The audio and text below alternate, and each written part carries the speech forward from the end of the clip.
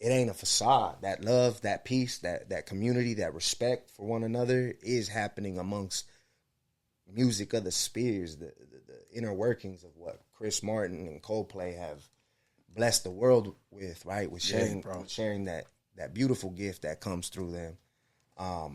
And so there is a lot of nervousness. There's a lot of anxiety sometimes, not necessarily bad kind, but it's that trying to pinch myself almost, type, right? And then by the time we're ready under that stage, ready to come up from under it and see all those pairs of eyes, it makes all the sense. I think I feel those nerves and anxieties in a way because it's like my brain trying to make sense. And then until we walk up there, and even in the middle of performances, like to be able to catch glimpses of us, you know, moments when me and Case cross each other just right. You know what I mean? And all these kind of things, all these little details point out we are exactly where we belong. Man. Like, there's not been one step taken wrong. You know? And it can feel like that, like a lot. But I think the beauty or the strength that we've been gaining individually is learning how to regulate that off. Like, nah, because this thought's trying to happen, that thought's trying to happen. And it's like, shh. Yeah. And when we're on that stage, the shushes have won. Okay, we got the vibes right. We got the vibes right. Okay. We got the selection too. Yeah, man. Thank you, bro. I appreciate it. I'm humble. Thank you, man. Yeah, man. After I had took a gander, bro, I was like, yeah, you nice, man. You nice. You nice, bro. Yeah. All right, man. Let's do it. Yes, sir. Mic check 1, 2. We are back. Welcome to the Lost in the Sauce podcast, man. I'm your host, Sauce. You dig? Man, thank y'all for all the listeners, all the new subscribers, man. Anybody's been tapping in with the sports show, man. Press man coverage. Shout out to the team. You know what I mean? Make sure y'all subscribe, man. Like, comment, man. Man, tap in with the descriptions too, man. We be having these artists, up under there, all the information and stuff like that. Man, just appreciate everybody that's just been reaching out, tapping in, the love I'm getting when I'm stepping outside. It doesn't go unnoticed, you dig? And yeah, man, we got more cool stuff on the way. You dig?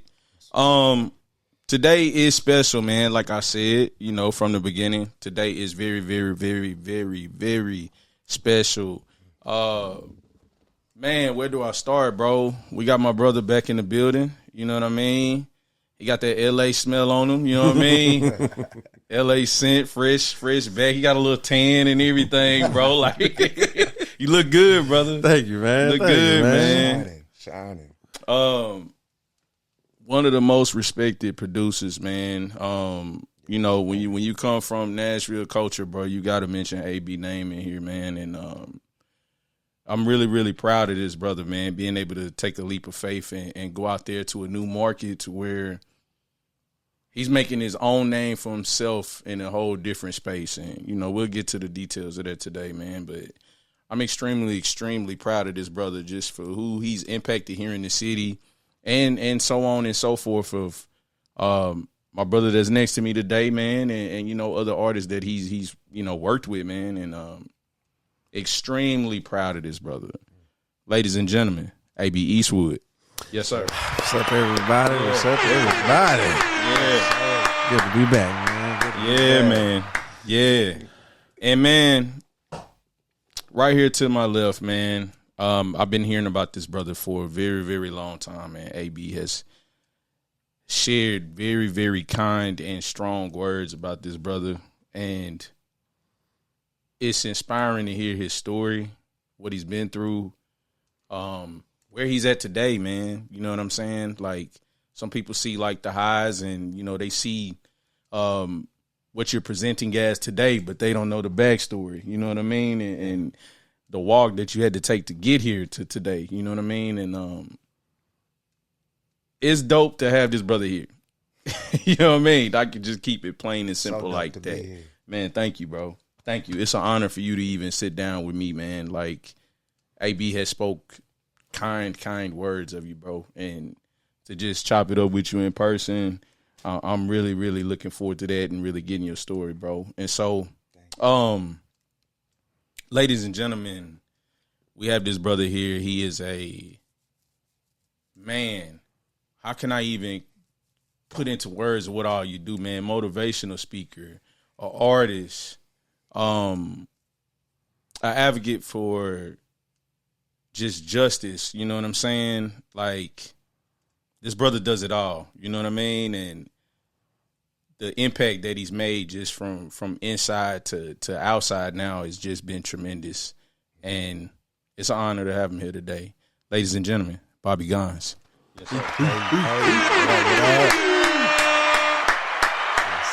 how you doing, brother? I'm feeling amazing, bro. Yeah. Much love to everybody tuning in, listening. Yeah, man. Ears do what they do. And again, thank you for Yes, sir. being Yes, sir. another safe place to just be with loved ones. So. Yeah, man. Always, bro. We can start with just how Nashville's been treating you, man. You know, you LA's own, bro. And so, Bay. having this The Bay. The Bay. The Bay. Let me correct myself. Yeah, hold on. They all like, oh, he was on it. Y'all know what it is. No, they edited this number. You right over the bridge. Yeah. I got you. But no worries at all. Yes, sir. I've gotten to live out in LA and really begin my story there. And so, like, it's been a surreal moment to where, he right there where I was staying for a minute, been able to go home in my second chapter of Homecoming. Yes. Just to feel you on that. And like, so the Bay, born and raised San Jose. Yeah, okay. And letting that new freshness also be a part of what's coming along as well, too. It's an honor. Yeah, brother. Thank you. For sure. Yeah. Yes, sir. That's right. Hey, man. Yeah, man. Hey, I know people do not play about that Bay and that LA thing, bro. It's a whole different bop in the Bay than it is in LA, man. So you got to know. And that from bridge. A place of love. It's more in the sense of like Dominicans and Cubans, right? Like they would just share it. Oh, no, I'm Cuban. Yes, bro. Yes, bro. But sure. it's a beautiful thing. And I swear I say now today for sure, everybody really on that is like, the whole state's my city now. I look to be able to speak on behalf of being a Californian. You know, and because growing up inside, incarcerated, and of course we'll dig into more, but that was the first time I traveled my state, which was to be locked in one box with everybody from the state. You know what I mean? And I'm meeting cats from LA, Pomona, San Diego, Sacramento, Redding, way out in the middle of not nowhere. Redding know what's up. You know what I mean? Modesto, Stockton, all these areas that can go not under radar, but it's like I feel it's been God's timing to be able to participate in introducing the rest of what's happening. You know, you drive up north, you start seeing the trees; they get taller. Yeah, bro. You know what I'm saying? They get taller, they get greener. The mountains get real wise. So that's all. That's my only intention, and always making sure to highlight that because it's an opportunity to really expand it. Even to as my family's expanding out here, getting to know the intricacies out here, the delicacies out here, right? Yeah, so, man. Thank you for the safe space to even be heard. For sure, love, bro. What has stood out to you in Nashville, man? And if you could create a barrier that makes it feel like home or an extension of home, has there anything that stood out to you? Off top was the music community. Ooh. And I mean community in the sense that when I got to meet AB, even as it may have been the beginnings of us getting to know each other, there was already a community to introduce me to. There was already an event to like not just wiggle to and show up to, but an event that a friend it's like there's something happening for this friend. Oh, let's go support this way. Yeah. Oh yeah, and then also this friend has this going. For sure. So we can go after and make sure to support that way. Like that has been most interweaving to me. Like I right away felt I was being able to participate in what I forfeited long ago. That feeling of my own community that once I returned after being gone so long was gone too. So It's deep, and I know I tend to like, but that is what it's really meant for me. AB know, like, there's that surface aspect of like just safety and love and being at peace and welcomed out here. But then it's like I see 1995 San Ho, where I'm from, that I haven't seen in a long time, so to speak.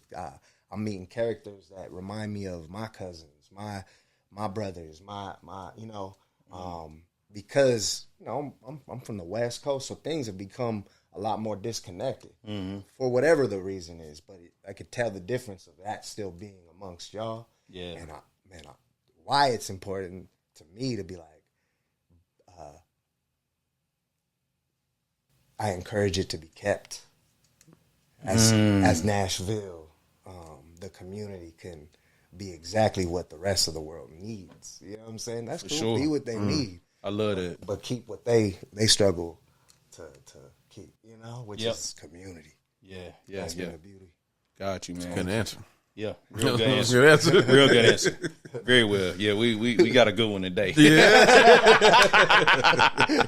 Yeah, I like this. Good. Man, AB. Yeah. How you doing, brother? Blessed, man. Blessed. That's all I can say, man. Yeah. It's a lot of this trip is it's a full circle, and then like the rawest way. It's a true full circle for sure. I've been trying to celebrate it like that. I threw some events to show Bobby a good time, but also like to really celebrate. Like, man, this is a one-on-one experience for me personally. Yes. And I suck at celebrating myself. I run from it. But, with therapy this year and like really trying to be better at it, like I feel happier than I know I would have felt if I hadn't put in the work to, tolerate myself enjoying the fruits of an investment, of friendship, and just time, So I feel blessed. Right now, man. Sure, man. I'm sure it's a gratifying feeling for you guys to be sharing this stage together, man. Being back home, something that you talked about with just the accomplishment of being able to be into that stadium, you know what I'm saying, in Nissan Stadium, and to being able to share the stage with your brother, man, like, give me an insight for both of y'all in how that feels, bro. And, is it any nervousness going into the show? Or? I feel, yeah. You know what I mean? It's all of it until it's not. And I think that's been the biggest, like clarity that happens amongst, and shout out, of course, Case Arnold, who's been shout out Case, man.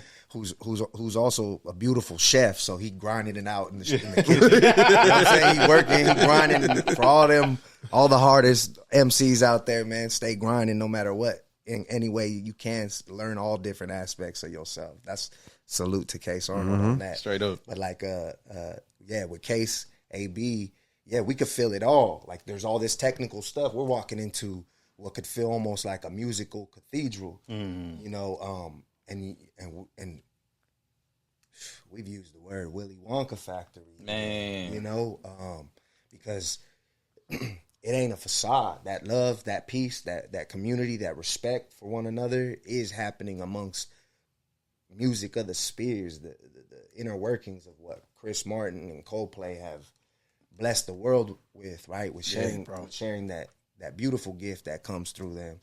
And so there is a lot of nervousness. There's a lot of anxiety sometimes, not necessarily bad kind, but it's that trying to pinch myself almost type, right? And then by the time we're ready under that stage, ready to come up from under it and see all those pairs of eyes, it makes all the sense. I think I feel those nerves and anxieties in a way because it's like my brain trying to make sense. And then until we walk up there, and even in the middle of performances, like to be able to catch glimpses of us,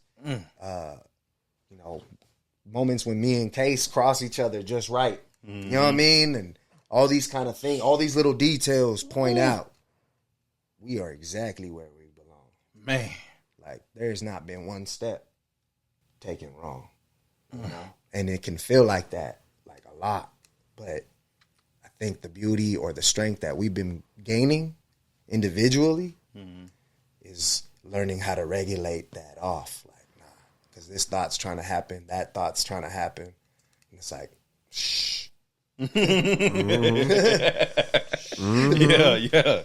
And when we're on that stage, the shushes have won. Every time. For sure. For me, I think that I have not done the best job in my career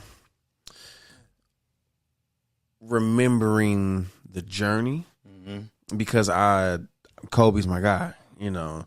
So I'm good at, you know, job's not finished. Yeah.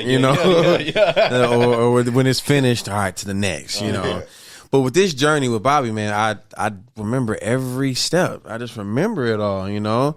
So I can't shake like the fact of the journey. You know, I remember ups, I remember the stresses, I remember the beginning, I remember the middle. I'm like, yeah. So like I'm faced with like the facts of this is all that you've done and it's led to here. And so it's like I can't be stupid and not recognize it. I can't try to hide that it's a big deal.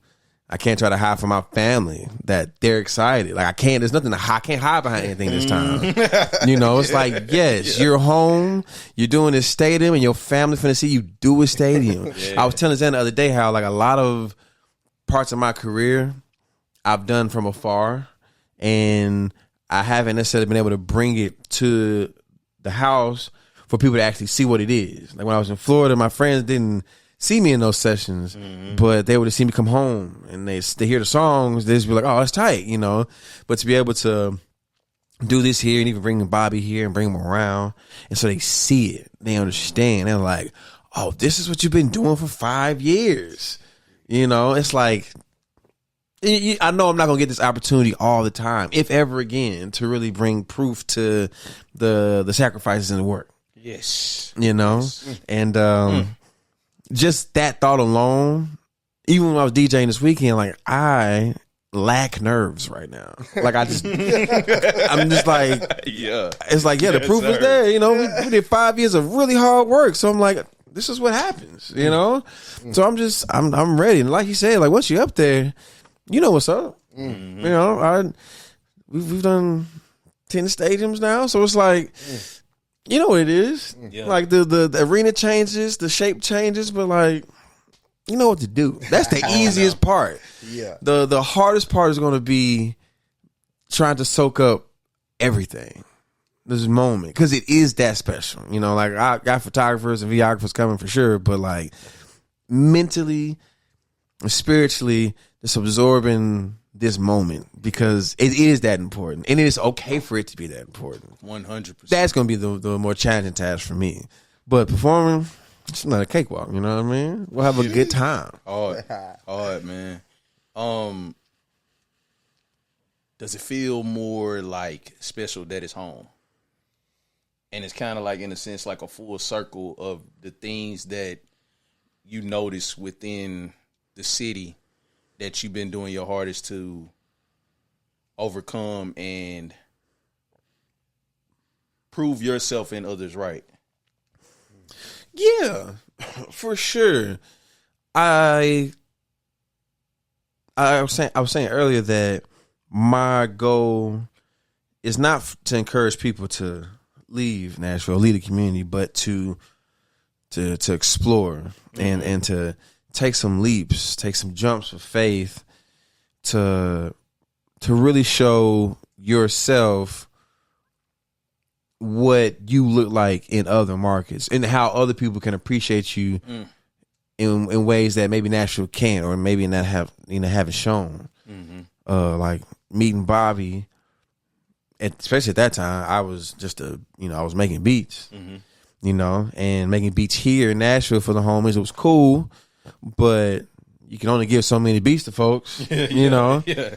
But to go out to California and like for him to appreciate the beats in a different way where it's like, man, this is exactly what I was looking for. Ooh. And just that appreciation tagged alongside of what he was already working on and how it continued to build. I'm like, oh, that there's nobody home with a situation like this. Yeah. So I would have never understood that, like, being a perfect puzzle, a piece to fit can, like, go a long, long, long way. 100%. We went from Ron's studio room to stadiums because of that leap, you know? I just want people to know that. I want this show to show my people, like, yo, man, like, what you doing here works.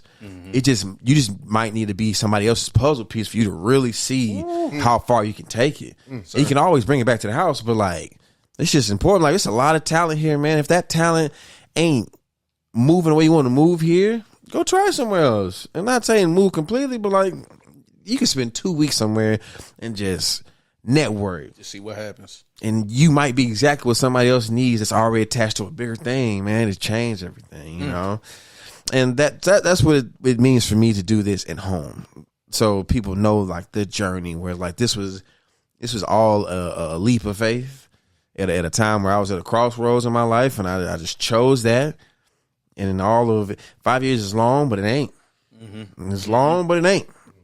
And in that time, we're here off of that. Gain a brother in the process, you know? Beautiful, man. Man, Bobby, you have a inspiring story, bro. Take us all the way back. And then I want you to just take me through this timeline, and you can lead me up to the inception of you and AB. But just walk us through your journey, your story. Yeah, for sure. You know, growing up, a particular area in San Jose where I'm from, it definitely was an early on indoctrination to, like, how things were to be on a daily basis in my neighborhood. Amongst my family, uncles were very serious in that sense as well, and it ain't nothing too different than other places, right? It really was just thick trauma on my uncles that they thought that mask was doing more protection than it was harm, but unfortunately, life then was lived, and it proved them incorrect. That mask caused more harm than it did build, and that mask was gangbanging. That mask was obsessing over where I'm from, to the point, you know, most people I've loved and loved me, they ain't never seen anywhere else. And so I was born into that reality, and then essentially taking on trying to understand it while it was about, you know, CPS, taking me from mom's, living with grandma now. You know, he can't sit still, so give him a pill. You know, ADHD, depression, that literally diagnosed by a doctor in the 3rd grade with depression. And as a grown man now, I'm like, yo, that was a baby in front of you. Yeah. You were that sure? And why was it just a note? You know what I mean? And so that led me towards a callousness by 10, 12 years old. Gangbanging was easy to adopt. And it ain't about where I was from or where I'm going. I say that very often, but it's like, it was easy to hate because I hated myself first. And I learned through just how disconnected certain characters that I loved and adored were from themselves. And therefore I thought that was what living was, you know, hide behind that mask, be angry, you know, learned at 8, if I threw a punch, then I ain't got to be scared of one, you know? So, led me into the streets at 12 in the sense of giving up, thinking that I could do anything about where I was or what I was in. You know, the deeper sense is that at 5 I had experienced molestation, so there was a lot of sexual distortion running around in my mind. At 12, to make a decision of whether I'm going to choose to live on these streets as a hateful person or a loving one, yeah, it was the concoction that led there, you know. And by 12, I started to choose to harm others, and take the harm that was placed on me as justification, right? So like, it's amazing how every time I hated, it was someone who looked like me. Every time I was uncomfortable or didn't feel that this person didn't belong, it was because he walked like me, he talked like me. This fool's a threat. You know what I'm saying? And it was only because I was a threat to my community, my family. No matter how normal it was for uncles and cousins, I was seen as someone that was oddball, not necessarily listening that well, but I always questioned. I always wanted to see my mom smile, and nothing that they had figured out had worked. So I was up to trying to figure something out. And I'm not trying to be too poetic on how I'm for sure. No, you explaining it Yes, perfect. yeah. To a T. You on point. But you know what I mean? It is really, truly how I'm getting to express it now and where I'm at in life. And, gathered with every one of those individuals in that neighborhood who felt exactly the same. We all could hide our pain together. Take your time, man.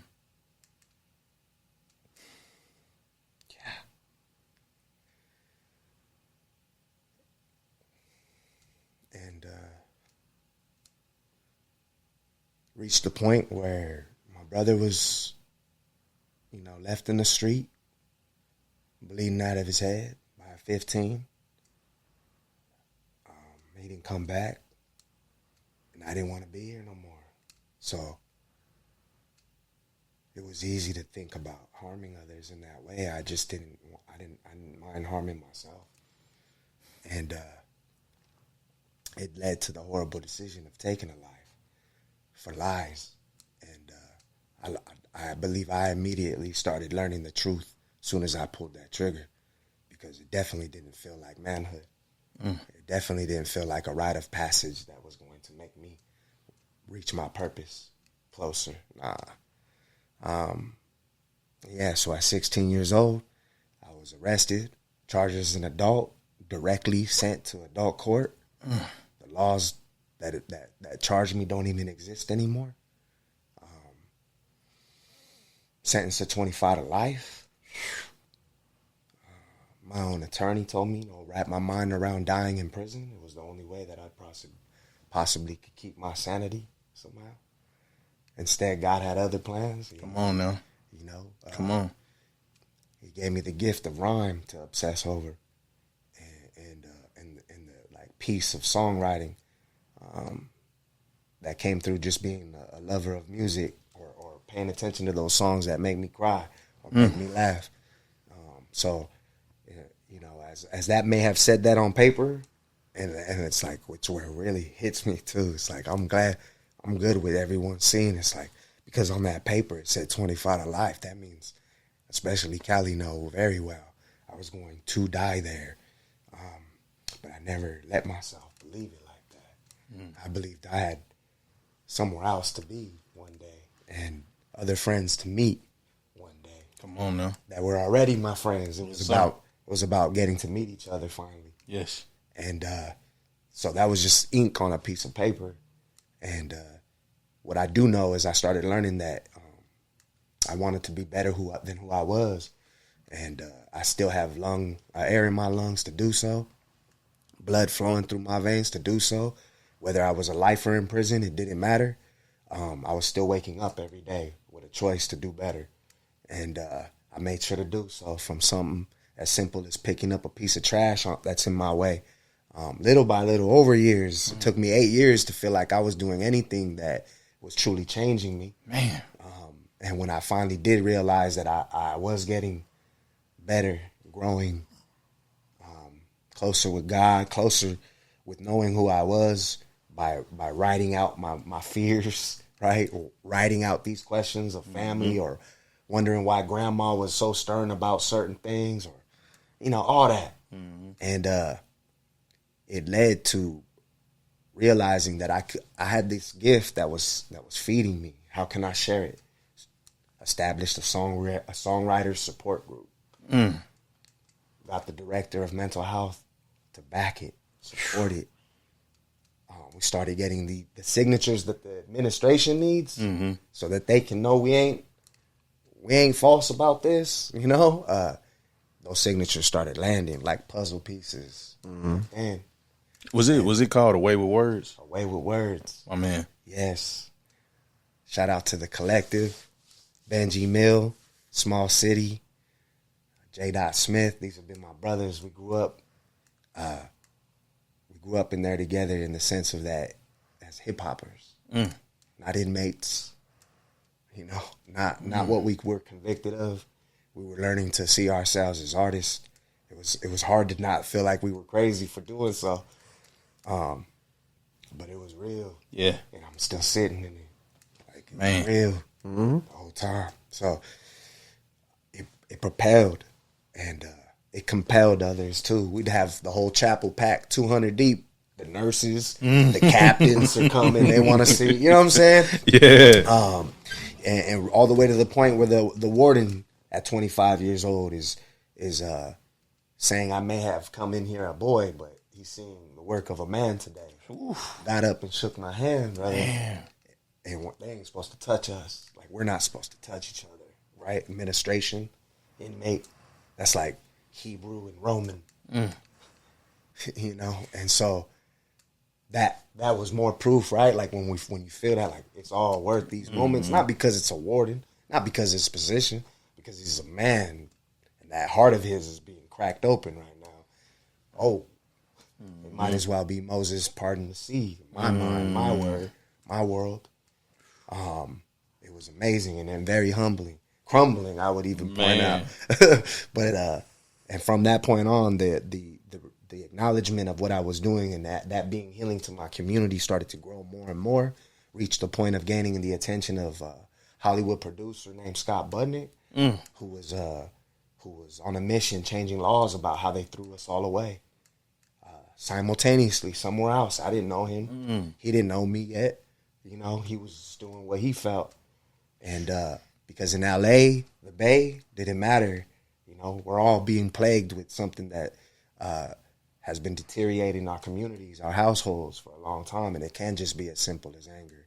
It can just be as simple as hatred. It can just be as simple as, you know, mom ain't never really shared with me something that I really need to know, or pops, or auntie, uncle, whatever. It is that simple. Yeah.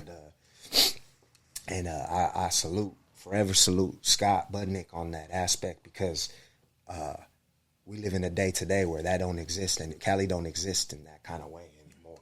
Laws have changed. People are now enjoying their freedom as husbands, fathers, come on now, you know, community members. And there was a great moment where, you know, he hears of me. They're having this big Coachella-sized concert that's coming to the prison. Common. Yes, sir. Imagine Justice. Think Common. All his crew, his team, Plus One Society, who, hands down, they were building stage after stage every day along this concert, hitting different locations every day, and tearing down and building up. And it made me think of some more. Break that, peel back. Shout out some more. Pender Hughes, that's another great friend to the artist community as a whole, that I've been blessed to get to know as well. So yeah, it reached the point where that day I'm invited to come be in the circle, share this story. Man, he does what? He facilitates a songwriter support group. Oh wow, yeah, please come through. I'm invited to come share amongst a circle before the concert happens. Yeah. And it wasn't little on me. I knew that, hey, you know what? Speak from the heart if you're given the opportunity, Bobby. And I did. I was able to share a song, Time and Space, changed my life. Writing that song internally, and then sharing that song changed my life outwardly. And it led to my freedom. Coming he invited me on stage that night, and the only word I could say is reconciliation, because, you know, that's who I was always meant to be. I was always meant to be up on that stage, expressing in that way, not on some street expressing in a distortion. That was clarity that night. I could barely breathe. My knees were like noodles from time to time. You know, all that, but it was exactly that, reconciliation. I say it humbly, but I spazzed out. I spazzed out, and the audience was with me. Yeah, the audience was with me, and I hold that very dearly to this day. And it's what really encourages me, even as I've come out here and gotten to learn how much more mountains to climb. Yeah, when man. it comes to music, when it comes to recording, when it comes to art, and all disciplines, you know. But that night, it was everything. Next morning, Common's on the phone with the governor's office, saying, "Please take a look at this young man." Yeah, you know. A month later, the governor's office is calling me to the captain's office of the penitentiary. I'm like, I got the captain going, "You know what this is about?" And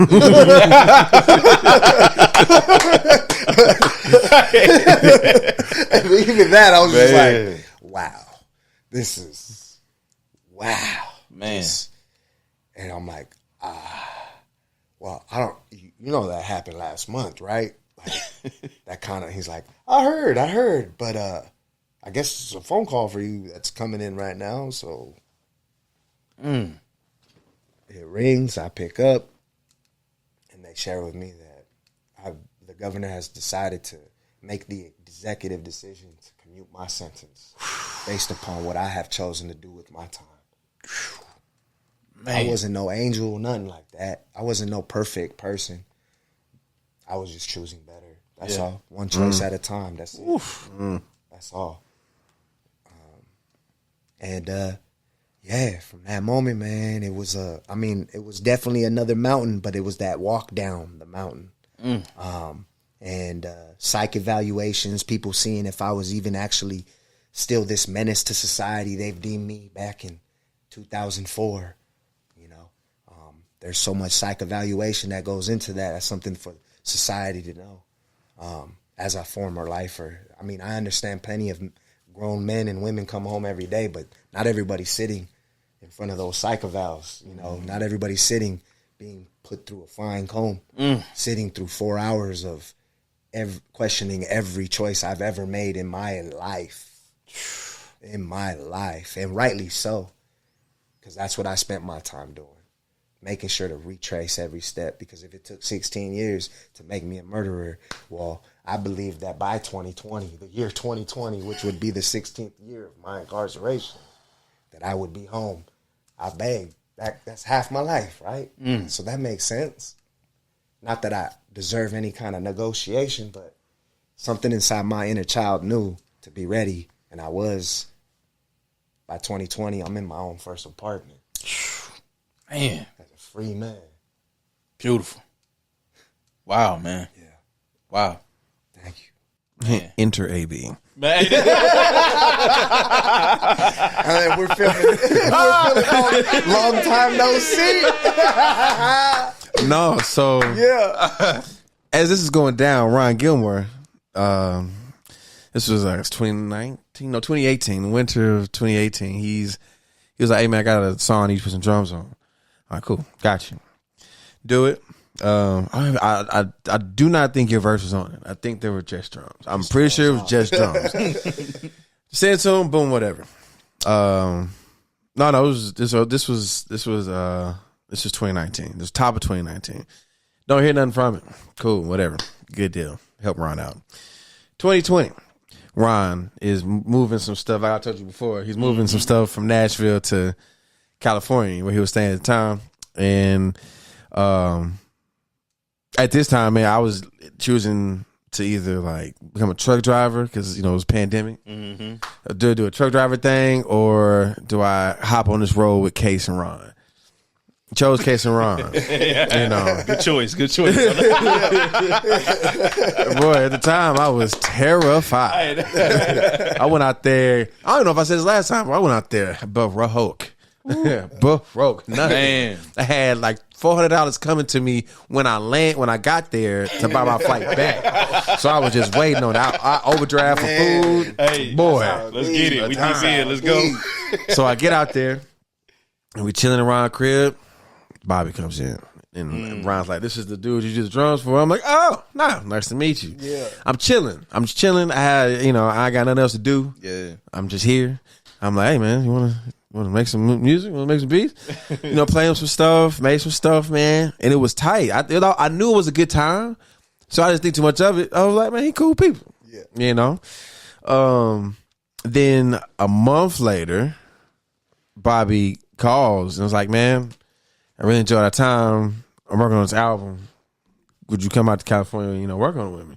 Me, you, Case, Ron. And I'm like, yes. The world is shut down. Yes, I'm glad. I'm proud. I don't think I was. I don't think I was too cool. I really don't, because I'm like, this is a no go. It's no brainer.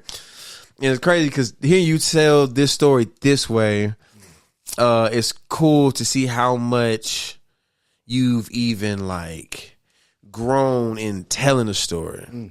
Because you were fresh in 2020 when we were in Henson. So it was mad tears. And I was like, what am I walking into right now?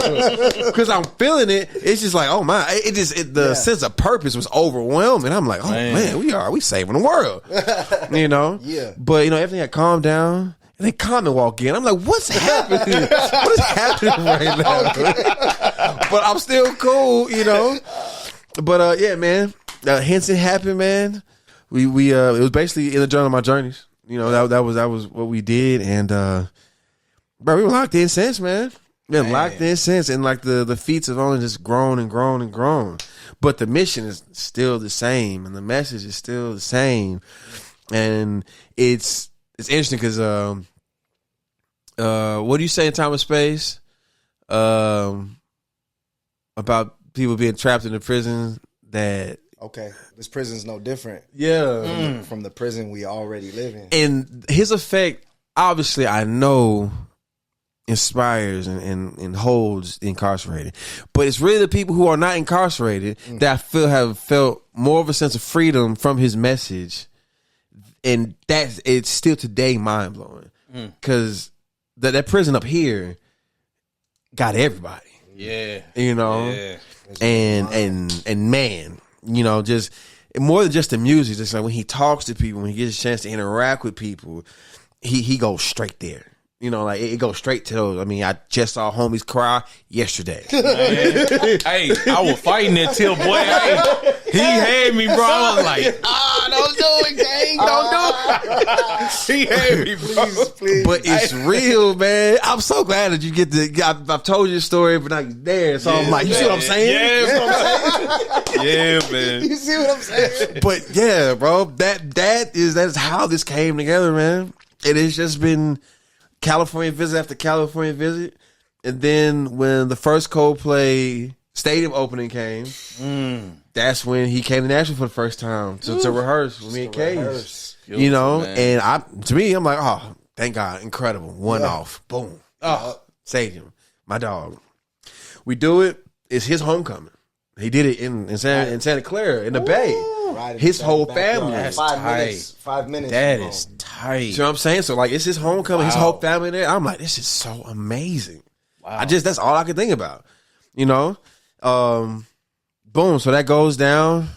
Nothing, no more shows for after that, but it's cool because what more could I ask for to experience this man having his full circle homecoming stadium show? It's insane. Whole family, bro. Whole family. My bro, double fisted in the crowd. Shark line. Tight, bro. It's so tight. Then 2 years go by, and then Bobby calls me like, hey, man, they wants to go on the road again. Oh, okay, cool. Where? And he was like, well, it was going to be LA. And I was like, okay, cool, I'm there. And he was like, well, no, it's more shows than that. And I was like, how many? And he was like, 7. I was like, excuse me? And bro, it was Seattle, Vancouver, San Diego, LA. And some of those cities were back to backs. And I was like, all right. Also just happened to be the year I'm getting married. So I'm like, I'm just like, this is interesting because obviously, my marriage is my crown jewel of my life. You know what I mean? Man. My marriage, but the mission that we're on with this, to be paired with that, I couldn't pretend like I didn't see God's infrastructure there. Come on, where it's like as important as it is for you to embrace this union and protect this woman and build. I have work for you to do to heal other people. You don't even know. And he was like, here go 7 stadiums, boy. Man. Go get it. And I'm like, dang.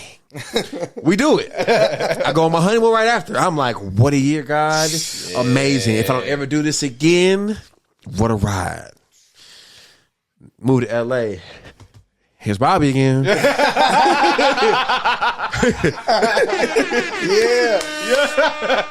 And he's like, hey, man.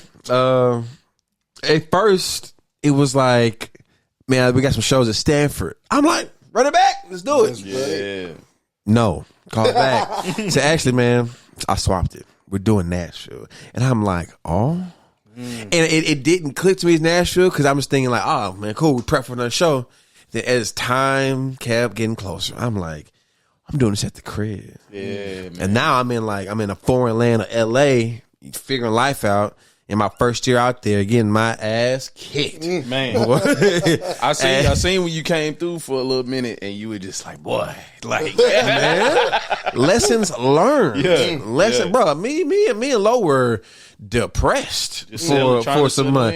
Yeah, bro, we say her parents are incredible. I cannot thank God enough for the kind people that they are, the loving people that are, and how they've embraced me as a son, so everything was internal. It was not them. They were comforting. And even, I think like maybe month 2, me and Lauren were just miserable, trying to figure life out. And her mom gave us $50, like, get out the house. Go get something to eat. And I'm like, okay, I'm feeling it.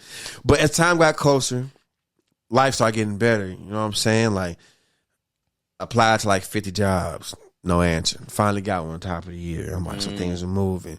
Got a car. Things are moving. Lauren's stuff started picking up. Things improving.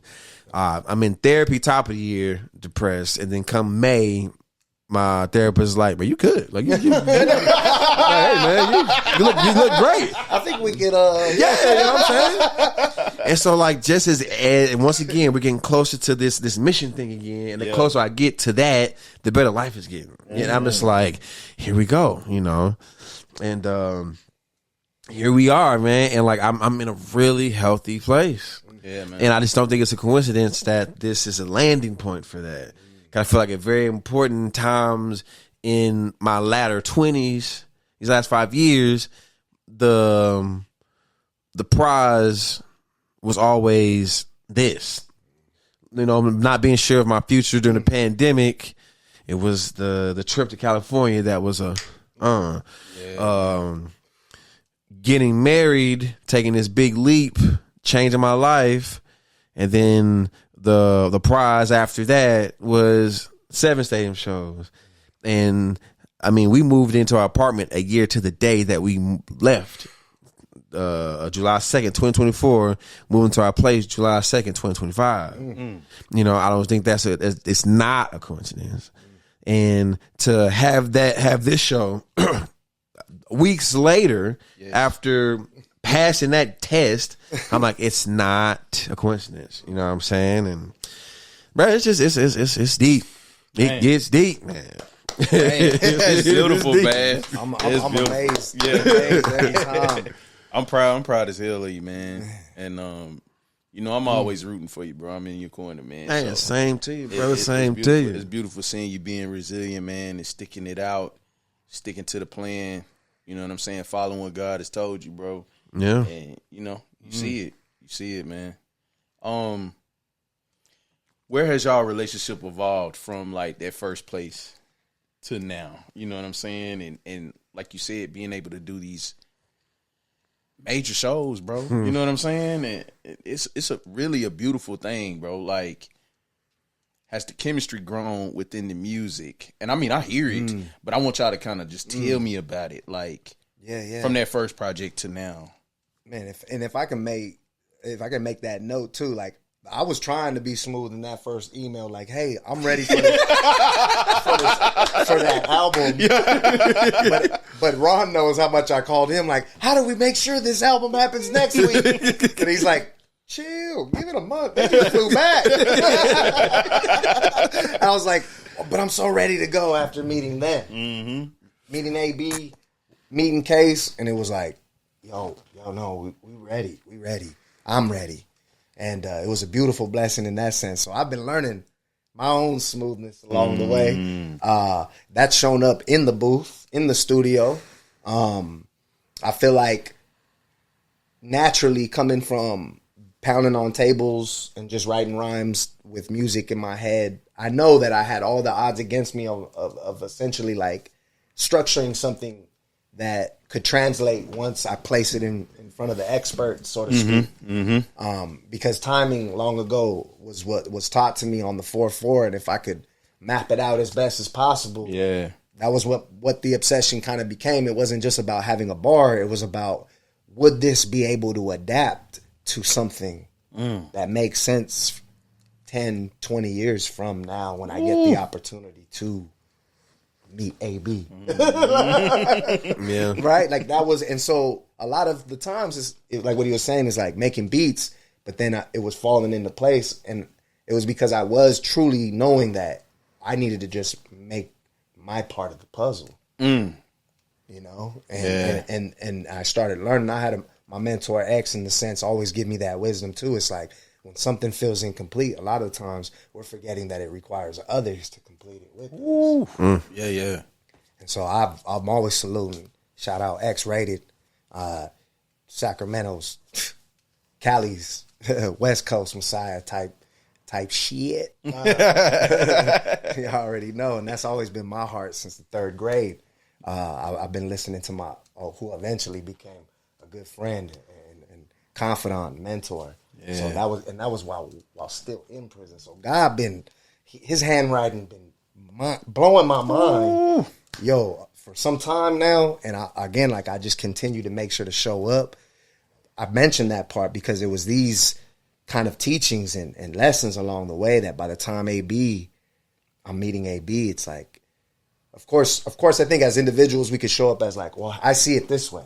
And then he's like, well, no, it's more this way. And it's like, at first it's like, oh, well, it wasn't really hard. It's like, after hearing what he can do, after hearing what his ear is paying attention to in his own experimental ways and all that, everything you sketching already feels like I'm open to it. Yeah, man. You know, so there was that aspect, and then there was the idea of just the openness to even bearing with me.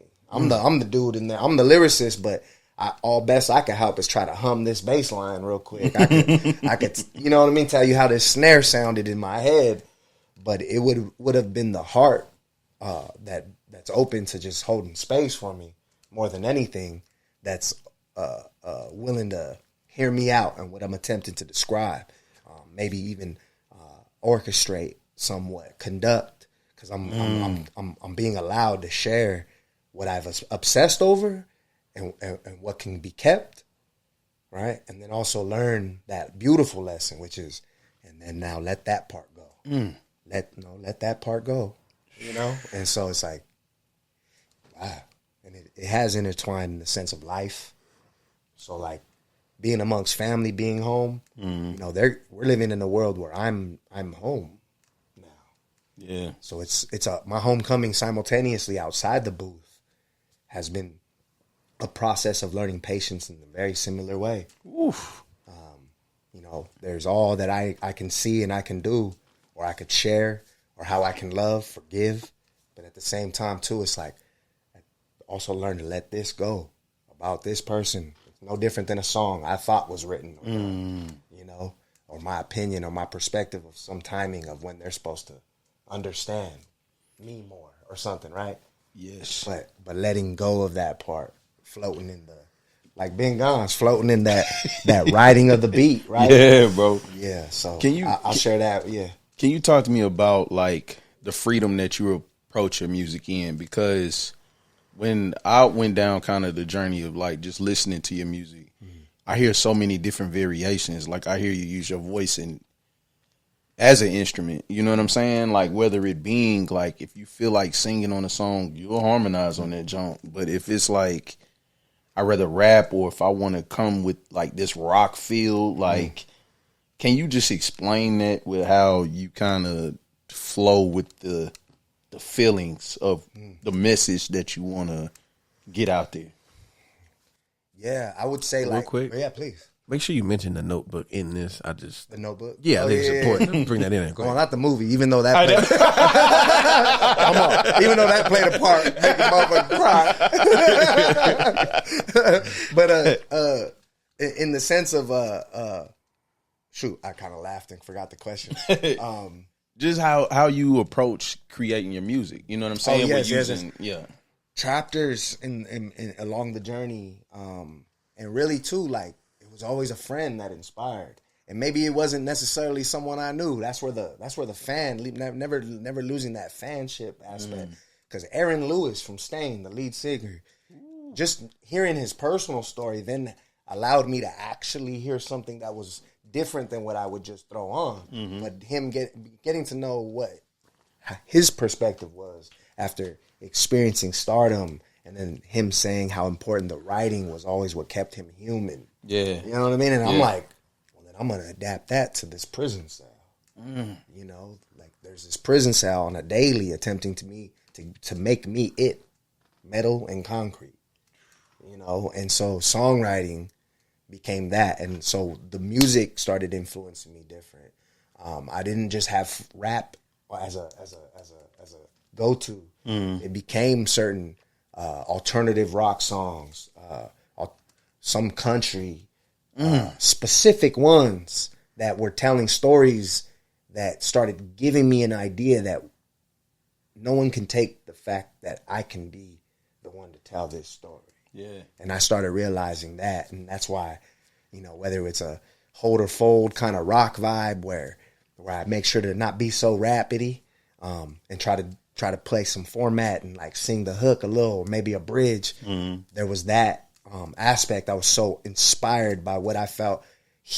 Aaron Lewis, found freedom even in a dark place where he was at. So I always looked as like genres of music were just different emotions in a way, and that it was okay to express in any which way I felt. That led to like just knowing. Also too, like, as much as I loved writing rhymes, I had a counselor in juvenile hall, Mr. I was gonna say Mr. Turtle. We used to call him Turtle.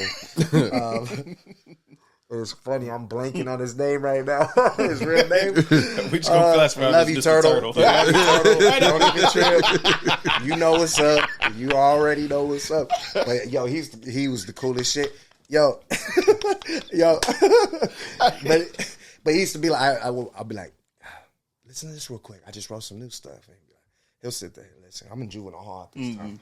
I'm writing, and it's just long raps. Just like, I don't know, like 56 bars. This is going crazy. Yeah, 53, you know, like, and he listened.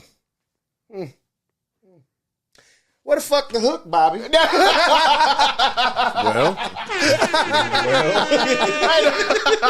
and I never forgot that. I never forgot. So I kept writing. I always knew where the fuck the hook at, Bobby. Where the fuck the hook at, Bobby? And it became its own obsession in itself, right? Like, I want to write a song, not just a rap. I want to write a song because the way I'm hearing an Aaron Lewis, or I'm hearing an X-Rated, or I'm hearing a Tim McGraw, I'm hearing a Bone Thugs and Harmony. Ooh. That was in elementary. That was my instinct. Man. I had posters, you know what I'm saying? I'm over here learning real names. What? I didn't know Busy and him were brothers. You know what I'm saying? Busy's real name's Brian, and he spells it this way. I ain't never seen someone spell it with a Y like that. I swear I was in 3rd grade tripping on nothing but Bone Thugs and Harmony. And I loved it. And that's where I'm not ever rapping as fast or as like intricate as they are. So it's funny even though I'm rapidy, I know I'm not being as rapidy. So that's why it's always been that like bumper for me where I'm like, man, this is real wordy, but I mean, it ain't Crossroads. I'm like, and that was the shit. So we good. I think we good. I hope that answers it. No, it does. It does for sure. Yeah.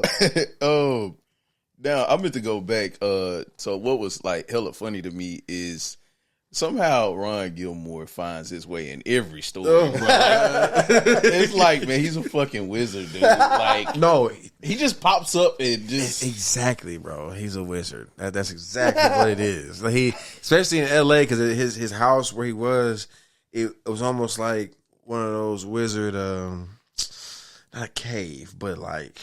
Ooh. What I know what would you're you talking call about. like the Hobbit Like thing? that cottage out in the middle of Yeah, bro. It's Middle like Earth. because like almost Middle Earth, bro. Because like it was houses above his in the sky, and then obviously it was a street full of houses, and you would miss his gate if you going too fast. You know what I mean? So you just had to know where it was at for real.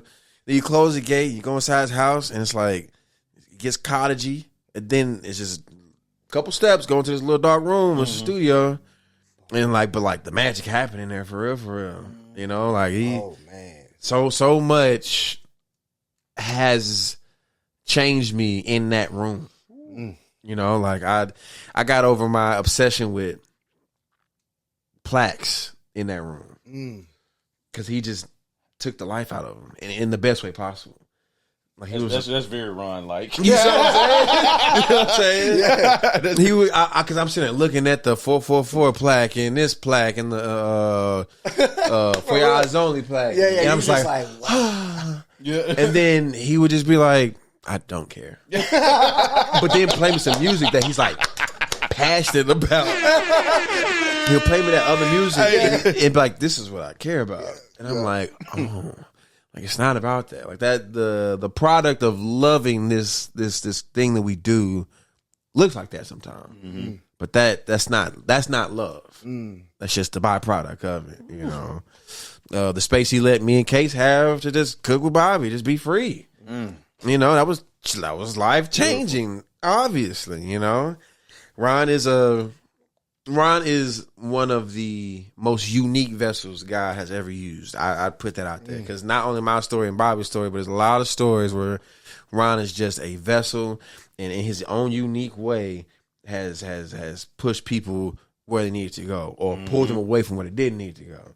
Yes. I hear constant stories about it, man. The higher I get up in the industry, I mention that name, the reaction is hilarious, but it's also like, no, Ron is a solid man. Yeah, man. You know, so I pray he continues to pop up in people's lives like that. I hope it never stops. Yeah, man. He always just like, he inspires me just with the ways that he just does subtle things. Like, I think I seen him one time and we at the bar. And it's no way Ron should even be in here, bro. You know what I'm saying? And I just walked through and I'm like, what the fuck?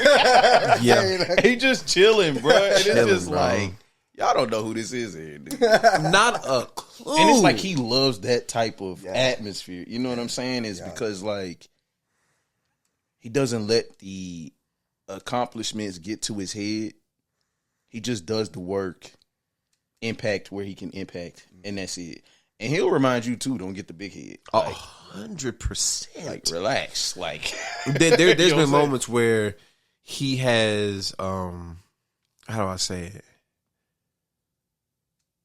It reminded us of really almost like his status as far as like almost like an army sergeant where it's like, you know, we talking like this, but like I'm saying this because I done been to war. Yeah. Please understand that. Like musically, because I can be stubborn. I'm also very confident in my thoughts. But Ron is one of the few people in this world that he can look me in my eye and be like, that sucks because I'm telling you it sucks. Not to hurt your feelings, but this sucks. Remember, I'm Ron Gilmore. Like, we're Ron right now, but it's Ron Gilmore of here's my list of credits. I'm telling you, that sucks. I'm like, oh. He will remind you of that, and I appreciate that because he doesn't care. You know, sometimes it can get almost like almost parental, where it's like, I'm not your friend. Yeah, not you know what I mean? 100%. But he is. But when it comes to music, because Tim had told me the story at this camp. He was playing with some guys and was making something, and When he told me the story, I was like, oh, that's wrong. That's wrong. That's wrong. But they were playing around a little bit. He told me, like, yo, stop. Like, I'm talking to God right now. Like, I'm producing this. Like, this is how I'm communicating to God. So let's not play around. Let's make this. And everybody snapped. He's done that to me. I felt that. And now, even now, like, my sessions can be light. They could be, but like, when I'm executing, I know that feeling. Like, I felt that. I felt that direct signal. Where I'm like, hold on, I'm being used right now. Let me get this off, So, yeah, right. It's like I wait for this phone call. Yeah, I wait by the. I've been on the floor waiting for this phone call. I've had that block where ain't nothing coming, and it come. I'm not finna ignore it. I know what that is, and it's pretty poetic the way that when waiting for a phone call like that, and then someone can happen at the same time, someone coming and then still be like, hold up, y'all, I gotta take this, and that's how it's always felt. Like when he says that raw, that like you just said, like I'm a parent, I ain't your friend, like that kind of parental aspect, that rawness, but it's for the better. Yeah, it's for the better that one is able to regulate and hold that position. Y'all have a favorite session from creating that project? I know the week of Henson. It was the day. I'm pretty sure. I hope it's the same day. It was the day they brought them chocolate chip cookies in there. the studio had like its own cafeteria, and brought the chocolate chip cookies. Them hoes was hidden. Them hoes was hidden.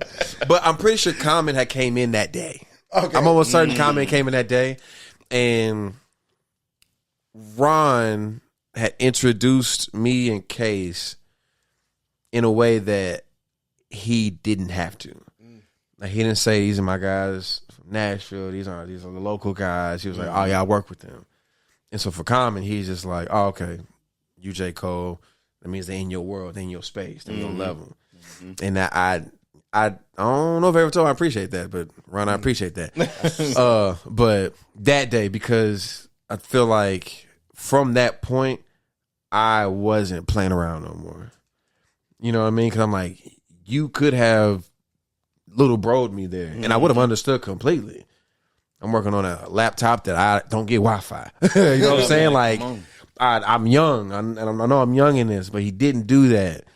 And I got inspired to, like, man, step on this. You know what I mean? Step in this. And we finished that thing. I'm throwing ideas out that I'm like, I'm confident. Like, I'm not in here to waste time. I don't want to waste time. And why I point out that week is because we knocked out 20 in 5 days. Tracks, 20 tracks. 10 made the project, but even better, there was another 10 up the sleeve.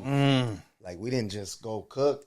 We done made extra for the week. Come on, man. Meal prep. And so that in general, I remember leaving that for the first time. Because, it was my first debut to a studio, like, and such, and be welcomed in that kind of way, and it was definitely nerve-wracking. There was definitely amazing support, the LA community, in the sense of formerly incarcerated, pillars of the community, Zerge, Carlos Cervantes, all these individuals have created a space to where I could even be some former lifer who's like, I gotta schedule the flights for these friends that are coming. Like, you know what I mean? And then also, so then what are we eating? Is the kitchen open at the, like all these details that were a part of making music that I hadn't necessarily known yet. And I'm wearing these hats because it's such a rare scenario. Not everyone's just gonna know how to wear all the hats, so to speak, but and it requires a lot of hats. But nonetheless, by the time I'm walking off that 5th day, especially, it was like it was the first time leaving empty like that. Being sure to leave empty. I knew I was empty. We had completed what we needed to complete, and that was the feeling I learned to feel, and that's what allows me to be like, yo, this project's done. Of course, I can always obsess and obsess and obsess. No, this is done. I'm ready to get that out. What are we doing next? Oof, beautiful, man. Can you tell me about how the connection with Coldplay came into, and how you guys have continued to have a great relationship moving forward? You know what I mean? And them being able to trust you to go out there and impact those people. That, you know what I'm saying? Yeah. Hey, man, I looked up the other day. I text AB. I looked at those tickets, Jack. Them puppies ain't cheap, man. So tell me how that is, man, just building that relationship with them, bro, and, you know, the responsibility at hand. Yeah. I want to share a little exclusive, I think, too. It's like, it's a great question, and it's been most meaningful to me to even earn that kind of trust, right? Like, my first opening was in front of a crowd of 5,000. Wow.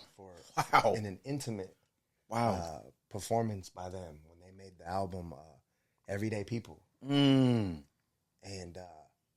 I was 2 weeks home. Wow. I was 2 weeks home when offered to open up, and how it had happened. You know, naturally, it was an acknowledgement of me, my story. We were at an event where it was about, you know, social justice reform, being able to essentially restructure the safety conditions within women jails, and so, like, it was an event. There was a lot of people there. I was talking to Guapale from the Bay, legendary queen. I was so used to her long hair. I didn't know I was talking to her because she had short hair. But we're talking, and I'm just talking with a beautiful heart that's sharing with me, welcome home. You know, thank you for sharing your story as you have. And it's inspiring. And I'm just like, no, thank you. You know, I appreciate that. And then someone comes up and it's like, Guapale, I must have a picture. And I was just like, oh, please. And my first thought was like, oh, please, no, I don't mean to interrupt. And I was like, they're taking the picture, and I was like, you're Guapale. Yeah. Like, oh, snap. I wanted to ask you, did the song play in your head at all at any point? That closer to my... Like, I was literally that closer to my dream. Yo, I can't express it. I can't express it enough, and it will forever feel like that in that memory. I swear. And then I swear I'm like, oh, and then there's Chris Martin right there. Oh, that's Chris Martin, and it was like, Chris, are you serious? That's him. How are you so sure? Oh, snap! He walking this way. And all I could think of is like, don't freeze. And let's be real too. It's like after a prison yard, it's like, all right. After a prison yard, it's like, don't choke. And it's like, well, you know, I mean, shit. I've kind of held my mud in other areas. Yeah. So it's like kind of like, it's interesting, not to condone it or promote it. It's more, that was an interesting, use what you know. Yes. To learn something new. Come on now. Maybe that ability was meant for this. So I was just like, oh, be cool. And it was, again, humble, very, thank you for sharing. You know, I've gotten to hear your story. Welcome home. You know, how's your family in this time? And I was just like, man, this is amazing. And we chopped on that. And the one thing I could really say, other than him talking, the one thing I could really like, say this. I was like, because it was true. The one thing, if I had like this one moment to talk with someone that seems like I'm in a dream scenario right now, this is surreal.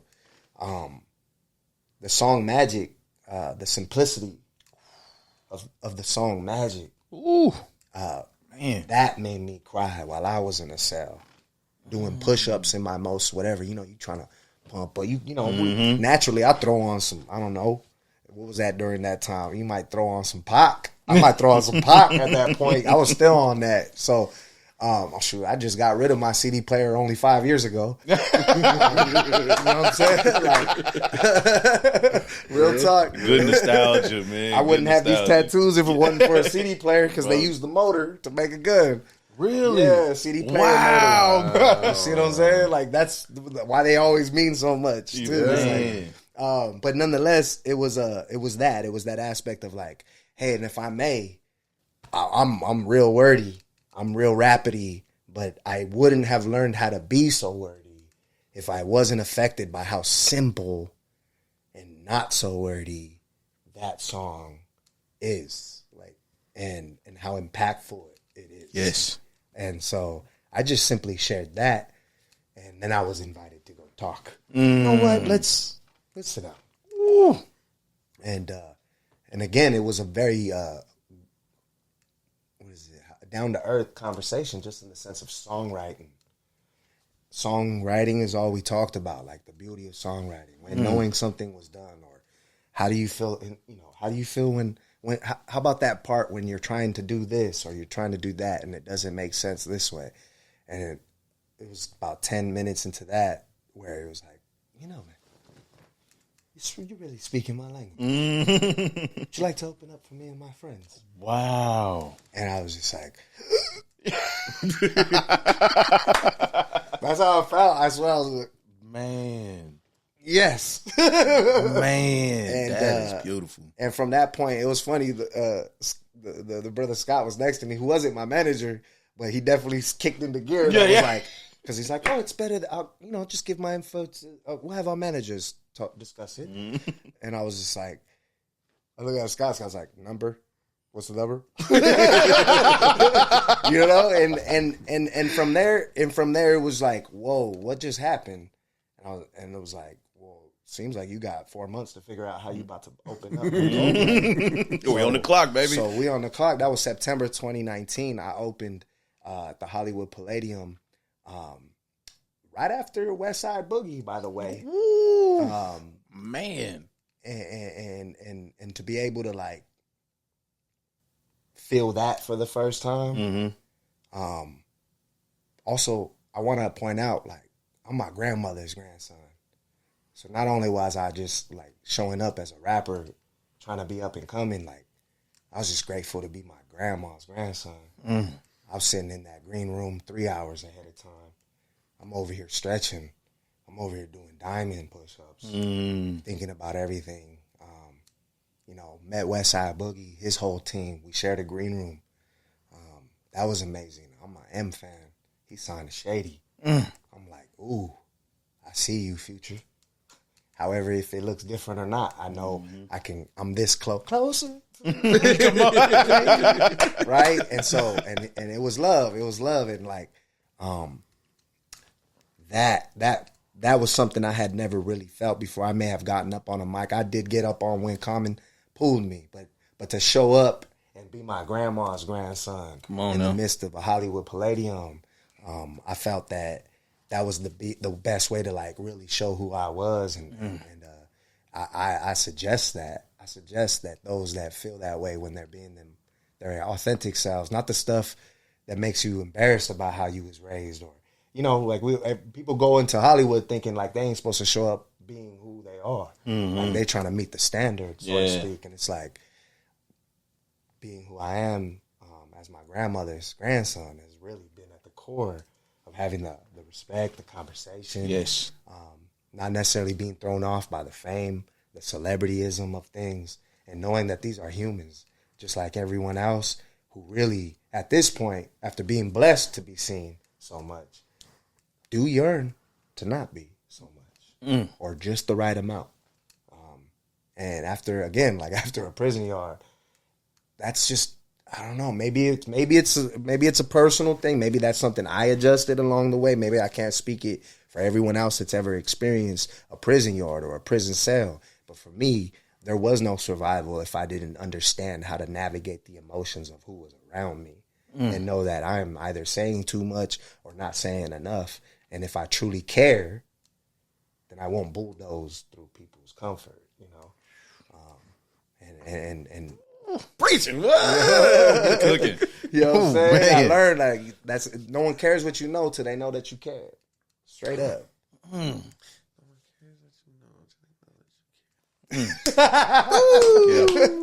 But I always hold that because I do wholeheartedly believe that's all that was happening. It's a language that Chris speaks fluently. I think it's proven itself to be a part of a bigger idea. I believe was a part of his heart the whole time, because as we've been invited to participate in this music of the spheres, different sounds, different artists from all these different regions that have their names been a part of that marquee. Yeah, bro. You know, it was the West Coast leg of the tour that they brought us on, right? Like that felt amazing.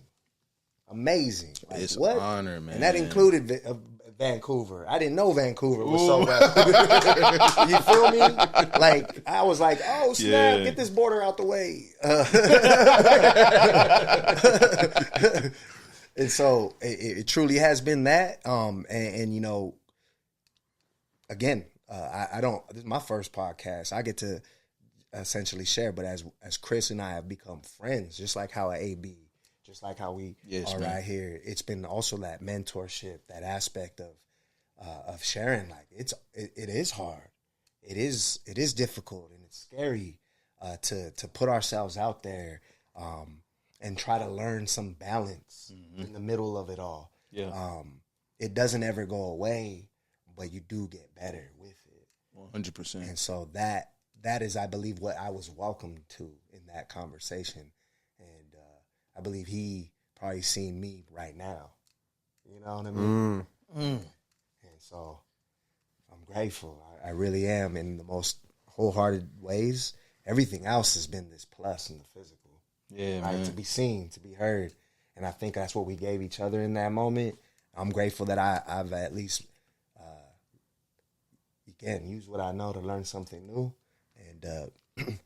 And it continued on, because that's all I've been attempting to share when it's come to being here in Nashville. Case, AB. I mean, people could say, like, Bobby, how come it's not just you up there? No. You understand, it is to be a show. Understand that it ain't a show unless there's a team. Yeah. You know, unless there's rhythm, unless there's chemistry, unless there's... Who's coming up after us? Hold on. Coldplay's after them. I want Coldplay to be able to feel what we started up here. I want them to be, because they're getting another boost is coming after us. Her, 070 Shake. Like these are, you know what I mean? We was on tour on that level, and it was like, I want when her comes out here, I want them to feel that we gave it all out here. I want 070 Shake to feel that we gave it all out here. That's our job. That's our job. And we gonna make sure to do so. Yeah. So that I think was always there. I believe the beautiful mind and heart of someone like Chris Martin is able to understand that, just like how we understand like Ron and his ninjistic ways. Right? He's like, I'm here, I'm not here. Yeah, I'm here. And so, and I believe that's what we all get to learn when we really push towards that art. Yes. Really push towards that artistry. We know not to disrupt things. Let them cook, but don't overseason. Oh, Let them, you know, it's this constant tending to the tamales. It's the constant tending to the fish fry. You know, you don't want to overdo, you don't want to underdo, and I think that's what they eventually learned. Yeah, 100%. Right, we learning songs right now, and then eventually the humans are the songs. Hooping, boy. He's hooping. No, yeah, he cooking. He going about 30 right now. You know what I'm saying? That's that fish fry, man. I'm telling you. Yeah, he going for a triple double. I ain't gonna hold you. Man, give Case some love, man. Where does he fit in this story?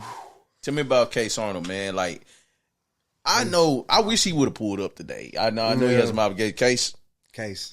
We love you though, Case. Yeah, I wish he give you a hard time. Yeah, I know.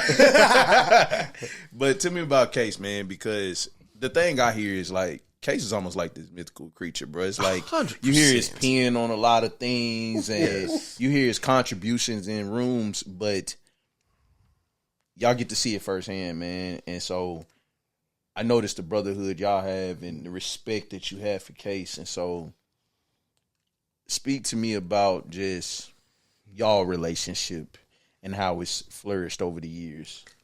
Case Arnold in this trio is the Rick Rubin of the crew. Like his disposition is calm and open, and he sees the way when me and Bobby, who are we're leaders, we're heads, you know what I mean? When we do that, we could be tunnel vision. We can be very tunnel vision. He's got that. Case is like, bro, there's a left right there if y'all, and we're like, oh, there is. Or Bobby's frustrated with a bar verse, and Case just knows how to, bro, we should just do that. And like, it's always that, you know. The adjustment. He is the adjuster. You know what I mean? On stage, he's the support, and like it's a support, obviously for Bobby vocally, but also just energy. Like I think me and Bobby both look at Case to feel like well, just going right, you know. And Case having a good time. If Case having a good time, 99 times out of 100, when Case is sitting still, no one's disrupting. 100%. That's what Case is, man, and he is a mythical creature, bro. Like I can't wait for y'all to have a discussion, man, because his story is, if Bobby's story is 8 Harry Potter books, Case probably got about 16, man. He's lived through so many different eras, and he's changed so many ways, and he cares so much about the art form, truly, spiritually. And he's just grown, man. He's grown so much in these 5 years. I knew him before, but like we always say, like to each other now, like we got bars nobody can say. Like ain't nobody else here been through what we've been through. Ain't traveled where we traveled. Ain't done that, you know what I mean? So like I enjoy our bond in war, so to speak, with these shows, but also how I know I'm more forward and more out front as far as my mission. But Case has a mission just like mine, similar to. I just feel like it's more potent because I don't know, man. It's the way he's able to navigate with people, with his music, with his person. I mean, the man is literally cooking right now. You know what I mean? Like, he's an incredible servant to the art form and to the people. And I've seen him become a greater guitar player because he saw what he might be able to do and he did it. You know, his songwriting. He fell into a situation with Jim Johnson. He's just been building. He can build with anybody. There's not a soul that you put in front of Case that he can't build. And there ain't a soul who done met Case and done forgot Case. And I don't know anybody who's ever said anything negative about Case. Facts. It's a very rare thing. He's a very rare man, and we love you, boy. Yes, sir. Thanks. Tell me about, for you, what's your perspective on Case, man? I'm a fan of Case Arnold. First and foremost, I believe it's been a great honor to have his presence alongside me. You know, we can understand in the simplest forms of just the simple structure of a hip hop performance, DJ, hype man, right? Yeah. From the gate, it's been alongside, right? Even in our set list, there's the beauty of being able to give how is it? It's like give the glimpse of how this is my friend, my fellow MC, my fellow creator. You know, so I've done these shows being, I feel to be able to, I feel spoiled. You know, I feel spoiled to have a presence like his with me on stage. When the stage is spooky, he's holding me down. You know, because it's there. My inner child sometimes shows up like, like we run in the middle of traffic. And sometimes like wake up. Yeah. Split second. But to look and see Case Arnold right there. And him being even in tune where he's like, I see you. You know what I mean? get it? Yeah. No, I ain't even seen that. You just Yeah. noticed? Yeah. You better get that shit. Yeah, I'm right here, Bubba. Yeah. Bubba. Hey. You know what I'm saying? And I'm like, yeah. And I'm telling you, like, when I feel moments that people be like, oh, right there, that one moment he spazzed. I'm more than likely sure I had just looked back and got that boost from my bruv, Case Arnold. And that usually tends to be when I beat my chest because I just been told, go ahead, Bubba. Yeah. You know? And sometimes it is just as simple as being able to make that eye contact. And the same thing goes too with AB. Case, in the sense, has been this like he adapts to genre, he adapts to song style, he adapts to character, personalities, and then what I mostly get from Case is, man, he reminds us all that this is fun. This is fun. Ain't it fun? Even the frustration. Yeah. It's like, what can we do? That's how exactly like him too. Tight, So man. I definitely, it's began as a fan for me, and then to be able to be, to get to know that I'm not only like, oh, hey, well, you guys want to go on stage with me? You want to go on tour with me? It's like, oh, no. Bobby Gonz have gotten to complete these Coldplay openings, supported by established musical hearts. If I sound great, even beyond my writing, right? Like my writing's my writing, my lyrics, that's to melt the heart. But the ears are still looking for what they're looking for. The rhythm is still needed, right? Yeah. That cohesion there. And it would not be anything without the sounds of A.B. Eastwood, Case Arnold, Ron Gilmore, and Nashville in its spirit that they hold with them. That's why meeting the physical Nashville has been like going home for me too. Like, and not just going home, I'm talking like going home in time and hugging my grandma.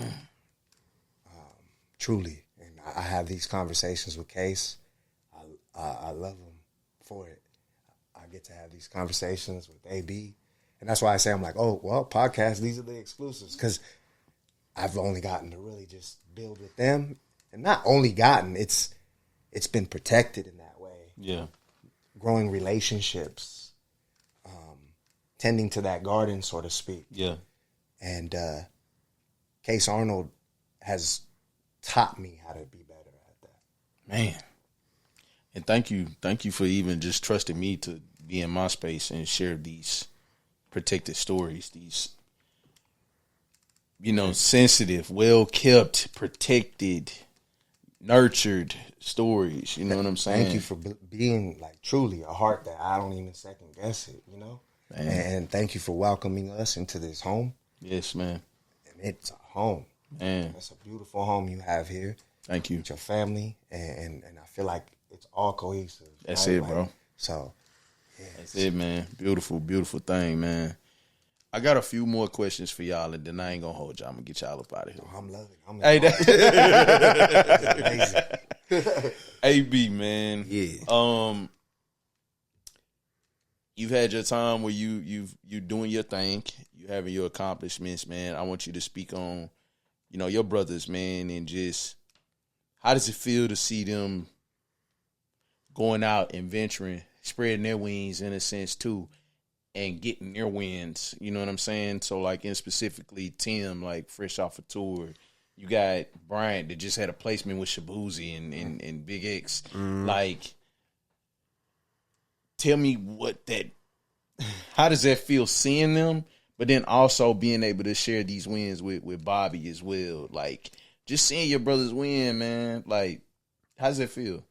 Man, it feels the word that's coming to mind is justified. I believe that good things happen to good people, and good things come to those who work for it. And for Tim and Bryant, they work hard. They work really hard. They work hard when nobody, I mean nobody's paying attention. You know, we all share very similar frustrations within this industry and stuff. And you would just be surprised on how much they've taken, pushed through, and the result doesn't even it still doesn't do it justice. A tour for Tim is incredible, but I don't think y'all understand how he got on that. You know, the inception of that tour happened almost like 2 years ago. Oof. And the way he maintains relationships. It annoys his wife sometimes about how, well, you know what I mean? But like, it's intentional. Yes. And it's a practice that he really does it. Bryant in songwriting, bro, he is an incredible pen, but if you knew how he's been trying to nurture the artist that he is while giving people like so much of himself, and the battle he has with that, and to still be able to put out songs with John Legend and, you know, Shabuzi cut, yes, you know what I'm saying? Like, it's justified, man. Like they really work hard for it. And so I'm like, no, it's more of that to come, because they have yet to cease the work. To see Bobby, well, Bobby different. So obviously the story I know, and as my dog, who it went from why he always crying to, hey bro, can I cry to you? You know what I mean? Like that's how our relationship has changed, you know. So as just the Bobby the person, I'm like, yeah, this is cool. But in his professional life, he is so strong on doing it the way that he feels is right. I've seen him turn down a lot of money. I've seen him turn down opportunities that when we talk about selling your soul for, if you had 7, they'd sell 8 for. I've seen it, watched it. You know, he stood strong on that, bro. He stood strong when it has pissed me off. And I'm like, oh my gosh, how strong do we gotta stand? But he stood on it, man, and it has changed my perception on integrity. Oof. And like truly like to be a man of integrity, to be like, nah, man, the mission goes before anything. And he's bound to be of service, to do right and to spread good, because that is his penance for freedom. And he lives it. He struggles with it. He's frustrated with it at times, but he will put that before pleasure. He will put that before a good time. And it's mind blowing every day.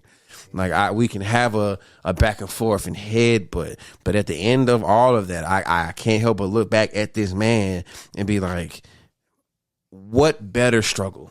You know what I'm saying? What a better what better burden could you have than to be frustrated for this? Like this is now your sentence. You know, it's beautiful.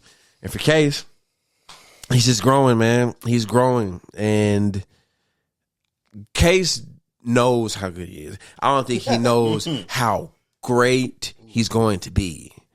You know, because like he said, man, he's a chameleon in any space, but he still maintains who he is in that space. That's why people don't forget him. You know, like I want to drop Case in Japan. I want to drop Case in Italy. I want to drop Case in France, bro. Because this is like he can do it wherever, sure. But also like find a meaning, find something spiritual for himself.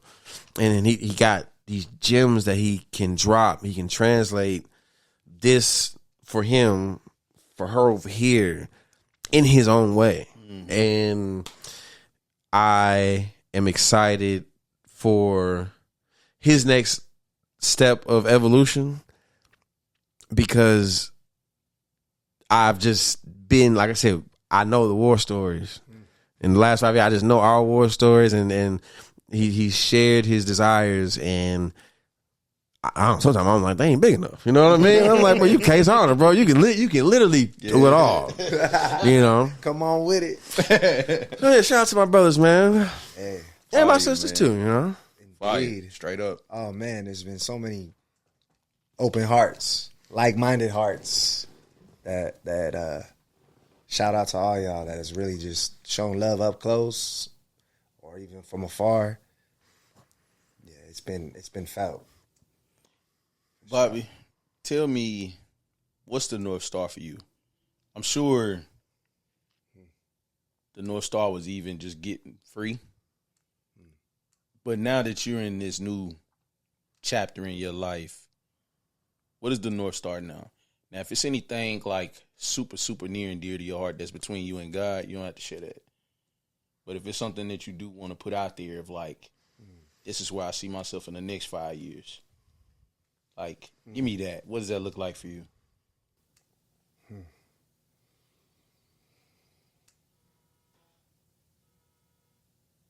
Thank you for like just expressing like what's sacred. Yeah. If it's to be kept, then go ahead. But it is sacred, but also it's to be shared. I look forward to being able to curate, cultivate showcases where it's no longer just 3 Bobby, Case, AB. We're talking there's all these different artists that are getting to grow in that same kind of way, get that kind of same kind of support, despite the likes and the views, but the curating of keeping pure art alive. And 5 years from now, I will say that there will be circular lineups in the sense of festivals and coming together in different disciplines of art. Yeah. You know, I've gotten to meet different artists throughout my freedom now from all different angles, whether that's painting, dancing, beading, all these forms of prayer. Because it's always been bigger than us. And I think what has always been bigger than us is showing itself clearer and clearer. 5 years from now, I'm hoping that what is thanked about me will be thanked about 100 Bobbies. So thank you for asking. And, yes, sir. And I thank God in advance. Yeah. For sure. Come on now. AB, I know I've asked you this before, man. I'll give you that same floor, bro, if it's anything. Because I know it has evolved throughout these years. Yeah. And you kind of walking in them, bro. Like, You had a couple what you said out there. Yeah. Man, yeah. I think now the North Star is to be prepared. Ooh. You know, I think being in Los Angeles now,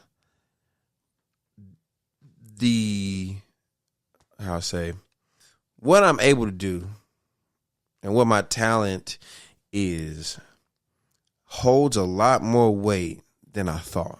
And the possibilities have opened up tremendously. And so right now, my prayer is to be prepared for what I don't even know I need to be prepared for. Oof. You know, like what I thought I was just a beat maker, I'm a producer. I'm like, oh, word. When I thought I was just a producer, I'm a musical director. And when I thought I was a music director, like I'm curating whole events, you know. And like when I think I'm peaking, God sends the plateau. And I'm like, oh, this is just flat. Like there's still a mountain there. Word. So I think that's it right now. I think I'll be able to be more specific the more time I spend and the more yeses I give to certain situations. But I just want to be more prepared, man. Right now I'm in a learning season. I'm a student. I'm in sessions getting my ass kicked. Happily though, like just with people who just have the experience that I long for, and they're teaching me. but they're not excluding me. Like they're like, you're supposed to be in here, so but you need to learn something. Ask, I'm just like, that is that it's humbling, to be the guy people did that for people here, go out there and I'm like, oh, there's levels. Homie Stanley, he was like, bro, there's aliens out here. He was like, there are aliens out here, and like, you hard. I'm telling you, you're gonna run into one of them aliens. You're gonna restructure the way you think about music. And I'm like, word. And I met a few, and I'm like, oh, okay. Okay, your mind is wired differently. So just being prepared, whatever that means. Like, I think therapy has been that for me, clearing out that dead space of like anxieties and insecurities. My marriage, just maintaining that, because if that isn't right, then nothing's right. And like, I'm really stepping in that now. Like being more responsible in my house makes everything easier to do outside the house. 100%. And I'm looking forward to more of those lessons, because I'm eager to like learn them. If I got to fall on my face, let's fall, and then let's get back up. Straight up. So yeah, man, just trying to get more prepared. Beautiful, man. Man, thank y'all, man. Thank y'all. I appreciate you, bro. Definitely. Yes, sir. You got a friend in me, man. You know what I'm saying? Anytime you back in Nashville, man, I love to, you know what I'm saying? We kick it. We can go to one of them soccer games, bro. Oh, for sure. You know what I'm saying? Yeah. Straight up, man. Thank you for coming to the city, bro. Thank you for just spreading the love, spreading your story, sharing your story, bro. I appreciate you, man. Anything I can do for you, reach out, let me know, man. Man, likewise. I'm honored, bro. Yes, sir. Thank you. Keep always keep shining the way you are. Thank you, bro. Please. Thank you, 100%. I want to give you the floor, man. Either you can go right here, or you can break the fourth wall. You know what I'm saying? Let any shout outs, anything you want to say to the people, bro. Yeah, I think more than ever, I think what wraps up my wholehearted is like to continue in this living amends. My life, my life story can seem surreal, unreal, but it is real. And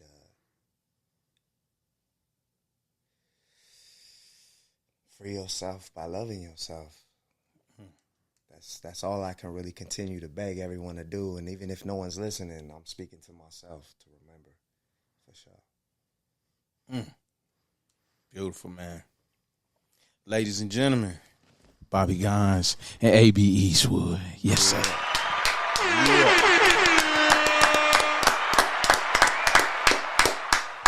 Man, thank y'all, brothers, man. Thank you, brother. Yes, sir. Yes, sir. Y'all welcome back anytime, too, man. Yeah. This is good, man. You're going to get some tears out of this one, boy. We're going to get some follow-ups. Hey, straight up. Part twos. Hey, man, till next time, man. We out. Peace. Peace.